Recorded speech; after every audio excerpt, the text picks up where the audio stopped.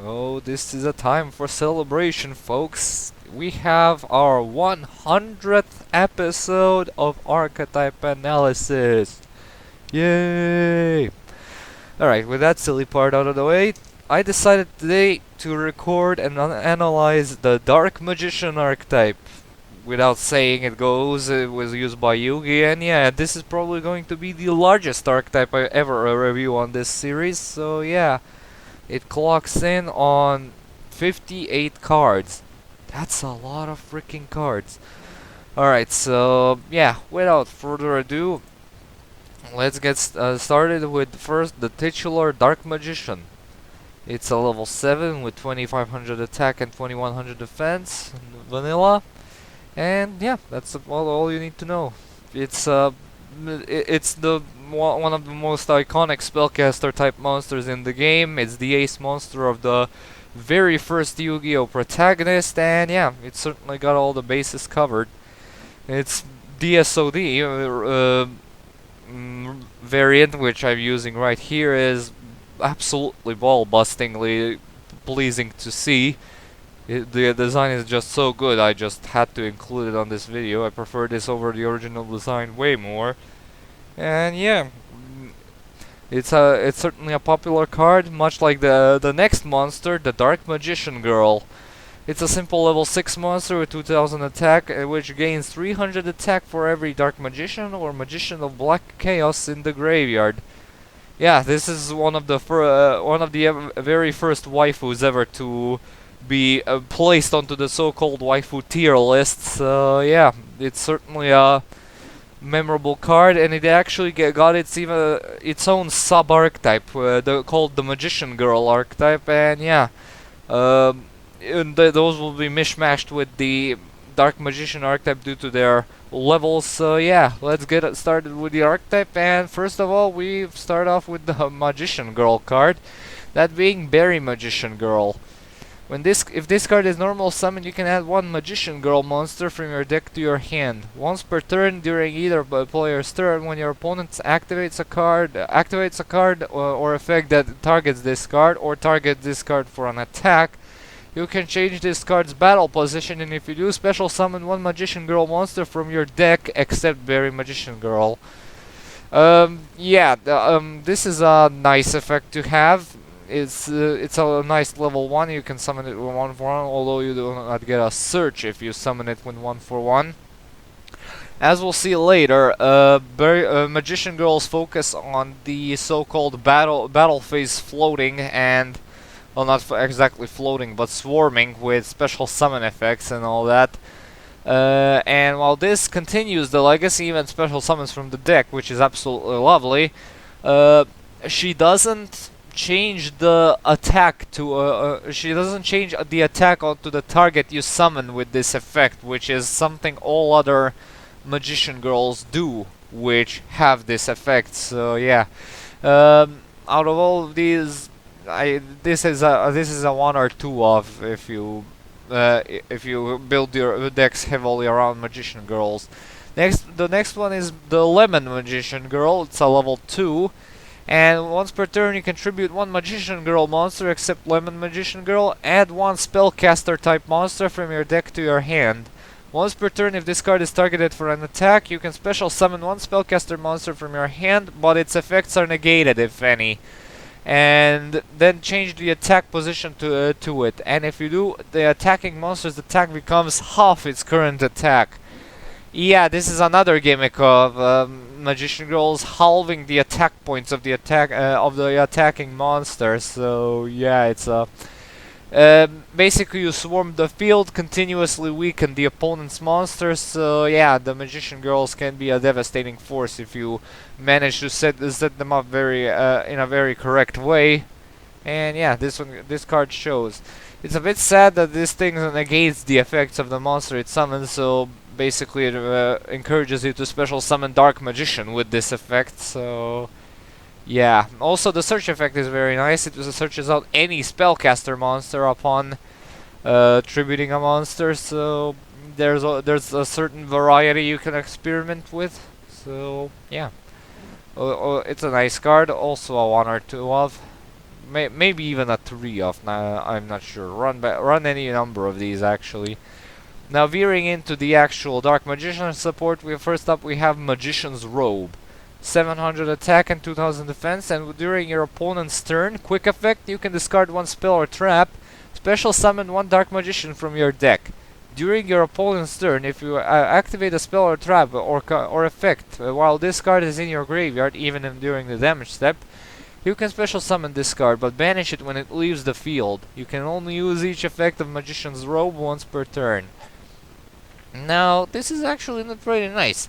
Upon discarding any spell or trap card, you can special summon a Dark Magician straight from your deck, which is an absolutely valued effect in any Dark Magician build. Much like the next monster, that being Magician's Rod. When this and the card is normal summoned, you can add one spell or trap from your deck to your hand that specifically lists the card Dark Magician in its text. During your opponent's turn, if you activate a spell or trap card or a card effect while this card is in your graveyard, except during the damage step, you contribute one spellcaster monster. Add this card to your hand. You can only use each effect of Magician's Rod once per turn. Its usage is not nearly as well generic and how should I say, valued actually as Magician's Robe, as he does not special summon himself straight to the field upon a spell or trap or a card effect being activated, but it does offer some recycling, so yeah. Also he searches out your spell and trap lineup, which is actually a very valuable effect, so you should stock up on a few of these. Next up, we're turning to the Magician Girl for a bit. Next up we have Apple Magician Girl. Once per turn, if this card is targeted for an attack, you can special summon one level 5 or lower spellcaster type monster from your hand and change the attack target to it, and if you do, the attacking monster's attack becomes half its current attack. If this card is destroyed by battle or card effect, you can target up to 3 other Dark Magician Girl monsters with different names in your graveyard, add them to your hand. This one also offers recycling, but only to its archetype. Also, it has the battle phase gimmick, so yeah, that pretty much checks out there. So yeah, also run by preference, since the Magician Girls usually have the spotlight on them when you include them in your decks. Which is not usually the case with Chocolate Magician Girl, which once per turn you can allows you to discard one spellcaster type monster to draw one card. Once per turn, if this card is targeted for an attack, you can target one spellcaster type monster in your graveyard except Chocolate Magician Girl, special summon it and change the attack target to it, and if you do, the attacking monster's attack becomes half its current attack. The previous thing I said about Magician Girls does not apply to this one, because this one has a very generic effect, which makes it a staple in any spellcaster type decks which struggles with draw power a bit, because easy draw power is always appreciated, and this card fully accentuates that fact. So yeah, Chocolate Magician Girl is a 3-off staple in this deck, even if you're not building it purely around Magician Girls. Next up we have Magician's Valkyria, which has the effect that the monsters your opponent controls cannot target face-up spellcaster type monsters for attacks except this one. Back in the day, this was a very funky way to generate an attack lockdown, but it was a bit hard to set up back then, and nowadays you're better off saving that space for some valuable combo pieces as well as searchers or OTK enablers. So yeah, this card used to be good, but is now okay at most. So yeah, I wish it got a retrain because this artwork is so magnificent. Next up we have Skilled Dark Magician, which is the basic magician card with 3 spell counters, which, well, when a spell card is activated, you can place 1 spell counter on this card, and when the 3 of them are on this card, you contribute it to special summon 1 Dark Magician from your hand, deck, or graveyard. Again, this was a decent way of putting out a Dark Magician onto the field with a few spell card activations, but it's a bit too slow nowadays. Don't get me wrong, you can activate a massive amount of spell cards on your turn, but you're essentially wasting your normal summon in order to put this guy onto the field most of the time. So yeah, most of the time it's not very worth it. And the next card is the last Magician Girl card, that being Kiwi Magician Girl. During either player's turn, you can discard this card. Magician Girl monsters you currently control gain 300 attack and defense for each Magician Girl monster with different names on the field and in the graveyard until the end of this turn. The spellcaster type monsters you control cannot be destroyed by card effects, and your opponent cannot target them with card effects. Decent protection and honest likability, and yeah, if this one purely depends if you run Magician Girl styled builds with Magician Girls in the spotlight, and yeah, if you run a pure Magician Girl deck, this one is certainly a 2 or 3 off, definitely. Next up we have Apprentice Illusion Magician, which you can special summon from your hand by discarding one card. If this card is normal or special summoned, you can add one Dark Magician from your deck to your hand. During damage calculation, if another Dark Spellcaster type monster battles an opponent's monster, quick effect, you can send this card from your hand or face up from the field to the graveyard. That monster you control gains 2000 attack and defense during damage calculation only. Another archetype Alanis, but this one is a special summonable beat stick and can be it works on dark monsters, which this archetype is dominated by. So yeah, basically you run 3 of these in any dark magician build. So it's a very useful card overall. Not to mention she can use its effect while it's on the field. So its honest bounce effect is not necessary. Yeah. Next up we have Palladium Oracle Omana. She's another level 6 with the same stats of Dark Magician Girl. And when your opponent activates a card or effect that targets one spellcaster monster you control and no other cards, you can special summon this card, and you can only use its effect of Palladium Oracle Mana once per turn, and this is of course a quick effect. Level 7 or higher spellcaster monster you control cannot be destroyed by card effects. If this card is destroyed by a battle or card effect, you can special summon one Dark Magician Girl from your hand, deck, or graveyard. It's an okay and serviceable card. Decent protection, which in turn gives you a free monster, and yeah, searches out the original Dark Magician Girl. So yeah, everything checks out. Next up we have Palladium Oracle Mahad. Now this one is a bit more useful. When you draw this card, you can reveal this card, special summon it from your hand. If this card battles a dark monster, its attack is doubled during your damage step only. If this card is destroyed by battle or the card effect, you can special summon one Dark Magician from your hand, deck, or graveyard. This is basically a very nice combo extender and actually first turn playmaker. If you happen to draw into it during your first turn, you basically get a 2500 attack beat stick, along with, well, not giving up your normal summon. If he's for some reason destroyed, it searches out the original Dark Magician. Simple and easy. Always run 3 of these. Next up we have Dark Eradicator Warlock. Yeah, it's a bit of a what the hell moment right here, but anyway, this one cannot be normal summoned or set and must be special summoned from your hand by tributing a Dark Magician, and cannot be special summoned by other ways.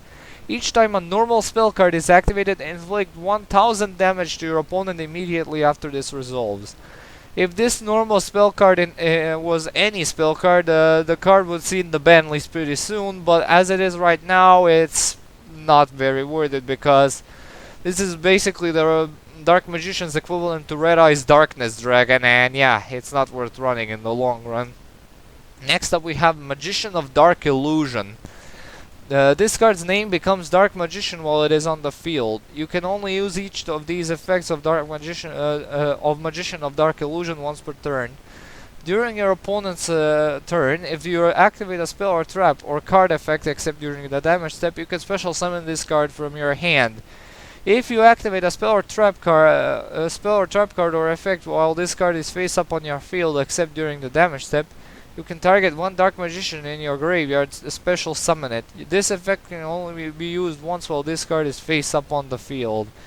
It's a sad effect that this thing can only be activated once while this card is on the field, but you tend to make up for that restriction soon after because both Dark Magician and this card are level 7, so yeah, you're pretty much blessed in the Xyz department, as we'll see later, since they have Xyz monsters of their own. They can go into that are rank 7, maybe some outside support of rank 7 fodder. So yeah, this can be it can be a bit of a cloggy choice if you choose to run it at 3, but 1 or 2 is perfectly fine.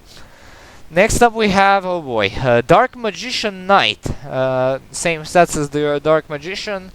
Cannot be normal summoned or set and must be special summoned with Knight's title and cannot be special summoned by other ways. And when this card is special summoned, you can destroy one card on the field. Of course, the removal is targeting. And that's it. Knight's title is a generic spell card which is unsearchable and does not offer any benefits besides tributing a face-up Dark Magician in order to special summon a Dark Magician Knight from your hand, deck, or graveyard. So yeah, don't run this. Next up we have Dark Magician of Chaos. During the end phase, if this card was normal or special summoned this turn, you can target one spell in your graveyard added to your hand. You can only use this effect of Dark Magician of Chaos once per turn. If this card destroys an opponent's monster by battle, after damage calculation, banish the opponent's monster. If this face-up card would leave the field, you can banish it instead. You might recognize this card from a very long time ago because this card used to be on the ban list for quite a few years because its old spell searching effect from the graveyard used to be immediate, which made it a popular choice in very few FTK decks revolving around Dimension Fusion or Cannon Soldier. So yeah, this was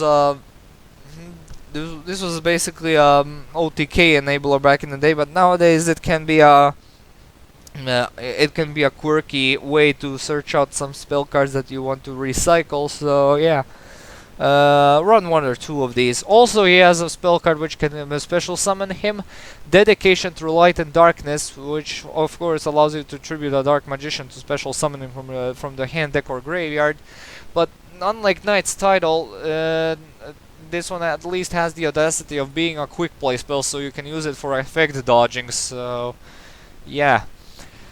Okay, for the next monster, we actually have to divert and talk about one of their fusion monsters. That is Dark Flare Knight. It's a level 6 with 2200 attack and 800 defense. Requires Dark Magician and Flame Swordsman in order to be summoned. And you take no battle damage from battles involving this card. When this card is destroyed by battle and sent to the graveyard, you can special summon one Mirage Knight from your hand or deck. And what does this Mirage Knight do? Well, it can only be special summoned with the effect of Dark Flare Knight, and when this card battles on another monster during damage calculation, increase the attack of this card by the original attack of the opponent's monster. During the end phase, after this card was involved in battle, banish it. I'm sorry, what? Why would you make an effect this hard to pull off with the summoning condition and then banish it when it leaves the field? Okay, if Imperial Iron or if Imperial Iron Wall is on the field, then I guess you can save him from leaving the field, but this card requires an entire deck being built around it, and even then this card is not that useful. So yeah, it's a crappy anime pack filler card which exists because It has to? I'm not following. Yeah, anyway, don't run this thing. The next card we have on the repertoire is Dark Sage. Cannot be normal summoned. Set must be special summon. Must first be special summoned from your hand or deck by tributing one Dark Magician immediately after applying the effect of Time Wizard, in which you call the time cost effect right. When special summoned this way, add one spell card from your deck to your hand. The summoning condition is a bit asinine, but I actually love the fact that when you special summon this thing, that you can add any spell card from your deck to your hand. This is such a powerful effect to have. Not many spell cards, well, not many cards in general have the effect of being able to search any spell card upon fulfilling a condition. The only other cards that do that, well, that aren't limited to any card, is this card, Cyber's Clock Dragon, and Left Arm Offering. Yeah, those are the only cards I can think of that search out any spell cards, so yeah. If I'm missing some, you can point them out in the comments below. Maybe I've known about them and I didn't remember them, so yeah. Feel free to point them out. And our last main deck non-ritual monster is Sorcerer of Dark Magic.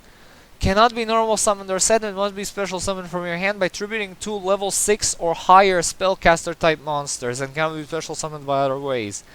During either player's turn, when a trap card is activated, you can negate the activation, and if you do, destroy it. This card must be face up on the field in order to resolve and activate this effect. So basically, this is a Horus the Black Flame Dragon for trap cards, which is very lovely.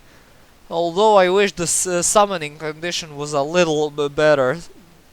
It's not hard to get 2 level 6 spellcaster type monsters onto the field, but usually they're the ones you would want to keep on your field in order to maintain an advantage or something. So yeah. It's a bit of a quirky card to consider running, but 1 or 2 is usually fine.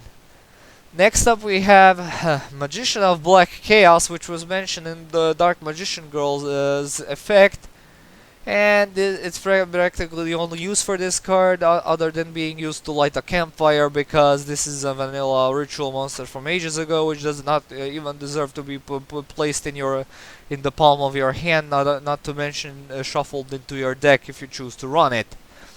Neither does his ritual spell card, so yeah. Now getting to the actual ritual support, proper one. First up we have Magician of Chaos.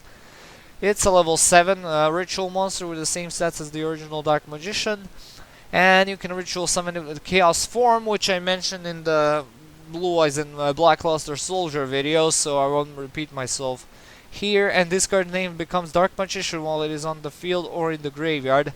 And once per turn when a spell or trap card or effect is activated, quick effect, you can target 1 card on the field, destroy it. If this ritual summoned card is destroyed by battle or card effect, you can special summon 1 Chaos or Black Luster Soldier ritual monster from your hand, except Magician of Chaos, ignoring its summoning condition. Now, unlike the Blue Eyes ritual card, this one is actually very good. It can special summon Black Luster Soldier cards for some reason, and it can and it also for some reason works on the aforementioned Blue Eyes Chaos monster, which I guess you can use. You can splash him into these decks into a Dark Magician ritual deck for the fun factor of floating into a gigantic ass 4000 attack dragon, which can inflict double piercing damage. Well, yeah, otherwise it's not worth it. Just keep the magicians pure until they release an archetype consisting of female spellcasters in the main deck and dragon type monsters in the extra deck. I'll say my opinions then. As for this thing, it's an alright card, yeah. Well, it's a pretty decent card actually, and if you're building a ritual build, run 3 of these, yeah. Much like the next monster, Magician of Black Chaos Max. You can ritually summon this card with Chaos form as well, and if this card is special summoned, you can tribute one monster. For the rest of this turn, your opponent cannot activate monster effects, and when this card destroys an opponent's monster by battle, you can target one spell in your graveyard added to your hand. You can only use this effect of you can only use each effect of Magician of Black Chaos Max once per turn. It's not as applicable as the previous monster, but it's certainly high up there. Upon destroying a monster by battle, you can recycle a spell card from the graveyard, which is again very lovely. So yeah, run one or two of these. So yeah. As for their extra deck monster, first up we have Dark Magician Girl, the Dragon Knight. Haha! Legendary Dragon Fusion. However, this time I'm actually gonna praise them because Tamaya's fusions are actually the best legendary Dragon Fusions. Which, because they specifically require Dark Magician cards in order to work, and they even mentioned so in the Eye of Timaeus even mentions it in the effect text, meaning it is actually searchable by the Dark Magician support, which is not something I can say for other legendary dragons. Anyway, back to this. It requires Dark Magician Girl and a Dragon type monster in order to be summoned, and must be fusion summoned with the above fusion materials or with the Eye of Timaeus. And once per turn, quick effect, you can just send one card from your hand to the graveyard, to then target one face-up card on the field, destroy that card. It's an okay removal, nothing too spectacular, but yeah, I would have loved this thing if it didn't target. So yeah, what we have now is a okay choice to consider running. However, the choice you absolutely would consider running is one of their recent support cards, that being Dark Magician, the Dragon Knight. Requires Dark Magician and any Dragon type monster, and this card's name becomes Dark Magician while it is on the field or in the graveyard. Your opponent cannot target spell or trap cards you control with the card effects, also cannot be destroyed by your opponent's card effects. Wow, a boss monster that protects your entire back row. Beautiful, absolutely beautiful. This is basically a staple in a Dark Magician deck, along with the Eye of Timaeus, which you basically use to summon this. Although this actually does not require the Eye of Timaeus for some reason. I cannot tell you why, because it just doesn't. Although it's actually recommended to use the Eye of Timaeus in order to summon this thing because it's easier. What else can I say? Definitely a better knight than the freaking Dark Magician Knight. Next up we also have the final Timaeus fusion, that being Amulet Dragon. Again, requires a Dark Magician and a Dragon type monster, and must be fusion summoned with the above fusion materials using the Eye of Timaeus, and cannot be special summoned. Well, it can be special summoned by other way. What am I saying? If this card is special summoned, target any number of spell cards in any graveyards, minimum one. Banish those targets, and if you do, this card gains 100 attack for each banished card. If this card is destroyed, you can target one spellcaster monster in your graveyard, special summon this target. I would actually consider that this is actually the worst legendary dragon fusion in the Timaeus department, because spell cards you choose to run in Dark Magician Girls are meant to be recycled and played again, rather than being used as ammo for this thing to gain minuscule attack point boost. So yeah, I'd say avoid this one. Next we have Dark Cavalry. Requires Dark Magician and a Warrior type monster, and gains 100 attack for each spell or trap on the field and in the graveyards. If this card attacks a defense position monster, inflict piercing damage. When a card or effect is activated that targets a card on the field, quick effect, you can discard one card, negate the activation, and if you do, destroy it. I mean, if you choose to run some warrior type monsters in such as Elemental Hero Prisma in order to dump Dark Magicians into the graveyard for fusion materials and fusion baiting and all that, I guess I can recommend you to run this couple of these, one at max, but other than that it's not very much worth it. So yeah, And our last fusion monster is Dark Paladin, which I talked about in the Buster Blader video, so yeah, I'm not gonna repeat myself here. All I can say is that it's much more applicable in this archetype than it is in Buster Bladers. And now we're going on to the Xyz monsters. First of which is Magi Magician Gal. Requires 2 level 6 spellcaster type monsters, and once per turn you can detach 1 Xyz material from this card to banish 1 card from your hand and activate one of these effects. Target 1 monster your opponent controls and take control of it until the end phase. Target 1 monster your opponent in your opponent's graveyard to special summon it to your field. For some reason, this spectacular card is still not in the TCG. The cost is a bit rough and costly sometimes, as you need to banish 1 card from your hand. Well, also Allure of Darkness requires you to banish a card from your hand, but still, what you get from this thing is actually very much worth it, because you can actually steal an important playmaker from the opponent's field or from the graveyard. I'd say run a few of these if they hit the TCG, which is probably gonna be which hopefully is very soon, but probably maybe a year or two. I'm not sure.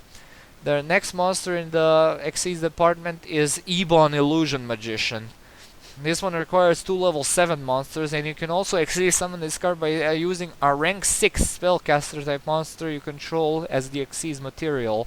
Hint hint on the Magi Magician Gal. So yeah, Xyz materials attached to that monster also become Xyz materials on this card. Once per turn you can detach 1 Xyz material from this card, special summon 1 spellcaster type normal monster from your hand or deck. When a spellcaster type normal monster declares an attack, you can target 1 card on your opponent controls, banish it. You can only use this effect of Ebon Illusion Magician once per turn. The first summoning condition hints at using Magi Magician Gal in order to summon this thing, but for all you TCG players, since they don't have Magi Magician Gal, you can use Norito the Moral Leader, which is a great tech choice in this deck in order to fulfill the summoning condition for this card. And also it summons Dark Magicians from the deck, so yeah, it's a nice card overall. And an even better card is Ebon High Magician. And this one requires specifically 2 level 7 spellcaster type monsters. And when this card has Xyz material, you can activate a quick play spell card or trap card from your hand during your opponent's turn by detaching 1 Xyz material from this card from this card at activation. I got a bit of confused there. Anyway, if this card Xyz summoned card is destroyed by battle and sent to the graveyard, or if this Xyz summoned card you control is sent to the graveyard by an opponent's card effect, you can special summon 1 Dark Spellcaster type monster from your hand or deck, and then you can destroy 1 card on the field. With 200 attack points lower, this is even better than the Ebon Illusion Magician, because it has a sweet floating effect. It allows you to activate quick play spells and trap cards from your hand during your opponent's turn, which is an insanely powerful effect and very much worth enlisting into your archetype. So yeah, it's a really nice card, and I'd say run 2 or 3 of these. And the last card is Legendary Magician of Dark. He requires 3 level 7 monsters and must be Xyz summoned and cannot be special summoned by other ways. And if this card attacks on your opponent directly and reduces their life points to 0, while it has Xyz material attached to that was originally a spellcaster type monster, you win the match. Yeah, this one is illegal because it's a one match winner card. So yeah, but I analyze everything positively and fairly. So yeah, unlike the Blue Eyes match winner card, which was very unusable, this one is actually more usable because rank 7 is a better rank than rank 8, and while Dark Magicians may struggle to get 3 level 7s out into the field to summon this thing, it can be a much easier task than Blue Eyes. So yeah, If Blue Eyes mean to play their match winner card consistently, they had to resort to stuff like Guardian Yatos in order to bait them out consistency. Although, if they choose to summon it with Guardian Yatos, then the thing loses its effect. So yeah. Um, Although actually it doesn't. It has to. At least one of them needs to be a spellcaster type monster. So yeah, a bit. I got a bit confused there. So yeah. Overall, even though it cannot be used in a duel, it's an okay card.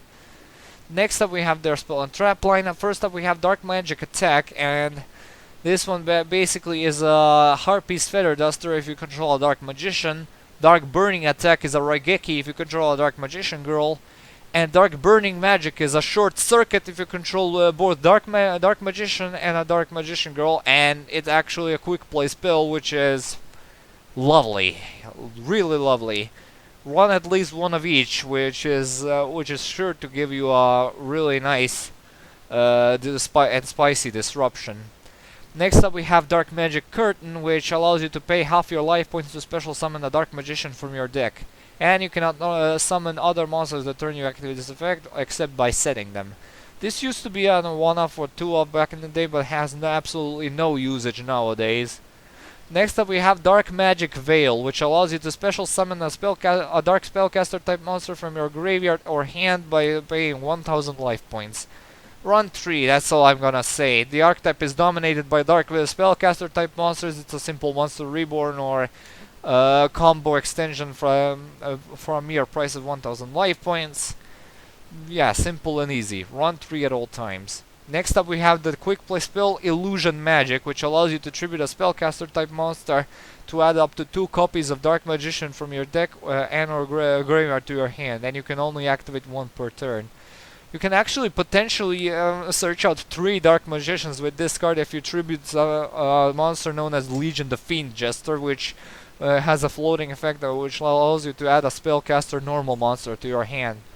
So yeah, you can use this thing in a Dark Magician Pendulum deck to special summon Legendary Magician of Dark very quickly, which is absolutely funky and illegal play, I know, but it can be very useful. Their next card is Dark Magical Circle, a continuous spell card, which when activated allows you to look at the top 3 cards of your deck, then you can reveal 1 Dark Magician or 1 spell or trap card that lists the Dark Magician in its text among them and add it to your hand. Also place the remaining cards on top of your deck in any order. If Dark Magician is normal or special summoned to your field except during the damage step, you can target 1 card your opponent controls, banish it. You can only use each effect of Dark Magical Circle once per turn. All around a nice array of effects, a nice level of searching for the archetype. Also has a nice disruption effect, well, actually clearing effect if you summon a Dark Magician card. So yeah, basically banishing the opponent card is absolutely lovely and worth having onto this. So yeah, due to how this card works and then the fact that it's a continuous spell card, this is a 3-off staple in any Dark Magician build. Next up we have Sage's Stone, which allows you to special summon a Dark Magician from your hand or deck if you control a Dark Magician girl. It was an okay card to a few years ago to basically an easier way to put the Dark Magician girl, Dark Magician onto the field. So yeah, it's an okay card, such as the recently released Bond Between Teacher and Student, which is basically reversed. If you control a Dark Magician, it allows you to special summon a Dark Magician girl from your hand, deck, or graveyard. Then you can set 1 Dark Magic Attack, Dark Burning Attack, Dark Burning Magic, or Dark Magic Twin Burst, which we'll mention later, directly from your deck. You can only activate 1 Bond Between Teacher and Student per turn. Yeah, the anime effect actually didn't have this setting effect with all these support cards, but this setting effect actually makes it miles better, and makes it actually a 2 or 3 off staple. So yeah, it's a very great card, no question about it. Then we have the Equip Spell Magic Formula, which can only be equipped to Dark Magician or Dark Magician Girl. And the equipped monster gains 700 attack, and when this card is sent from the field to the graveyard, you gain 1000 life points. Yeah, shitty battle boost, but and shitty floating effect. So yeah, don't run this. Next up we have the quick play spell Dark Magic Expanded. Apply these effects in sequence based on the number of Dark Magician and or Dark Magician girl or on the field and in the graveyards. One or more. I mean, one dark spellcaster monster on the field gains 1000 attack until the end of this turn. Two or more. This turn, your opponent cannot activate the cards or and effects in response to the spell or trap card or effect activation. Also, spell or trap cards you control cannot be destroyed by your opponent's card effects. And three or more dark spellcaster type monsters you currently control are unaffected by your opponent's card effects until the end of this turn. All of these effects are sweet, and you're mostly gonna be have an established board for this effect to apply. For these effects to apply, well, all of them are gonna be applied. So yeah, the fact that it's a quick play also helps. So yeah, it's you should definitely take in one or two of these. Next up we have another quick play, Dark Magic Inheritance. Banish 2 spell cards from your graveyard.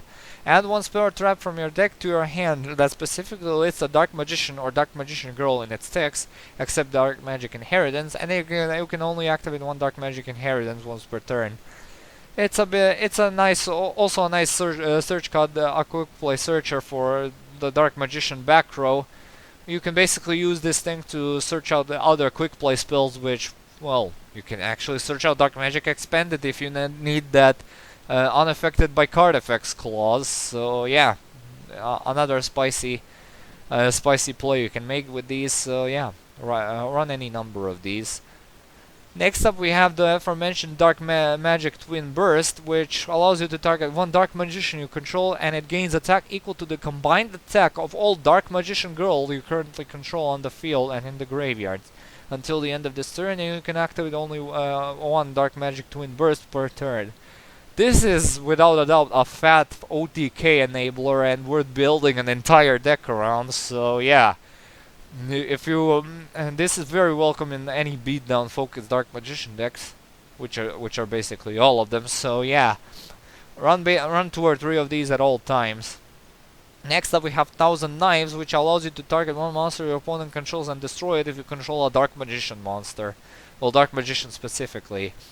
Again, this was a solid monster removal back in the day, but nowadays it's not worth nearly as much to run. There is a certain card that actually encourages you to run this, but it's not worth it overall. And the last spell card is Mystic Box. Target 1 monster your opponent controls and 1 monster you control. Destroy the first target and give your control of the second target to your opponent. I mean, you can either choose to run this or many freaking kaiju. I prefer the latter. Next up we have the trap card Miracle Restoring, which I talked about in the Buster Blader video, and yeah, it's not very good in Buster Bladers or Dark Magicians, so yeah, not worth it. Next up we have the trap card Black Illusion. Until the end of this turn, all Dark Spellcaster type monsters with 2000 or more attack you currently control cannot be destroyed by battle, and their effects are negated. Also, they are unaffected by your opponent's card effects. Back in the day, this was a solid piece to protect your Dark Magicians and Dark Magician girls from card effects, but nowadays there are much better cards, such as Dark Magic Expanded, for example. And their next card is Dark Renewal. When your opponent normal or special summons a monster, target 1 of those monsters and 1 spellcaster monster you control. Send both monsters to the graveyard. Then you can special summon 1 Dark Spellcaster monster from your deck or graveyard.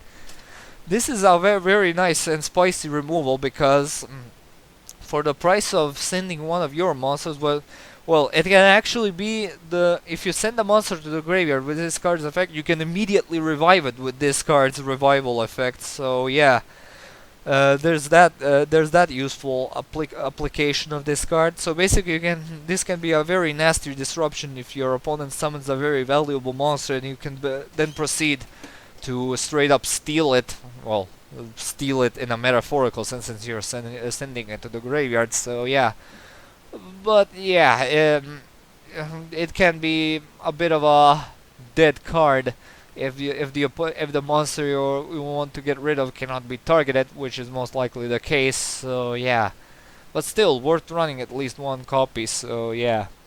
Next up we have Magician's Defense, a continuous trap card.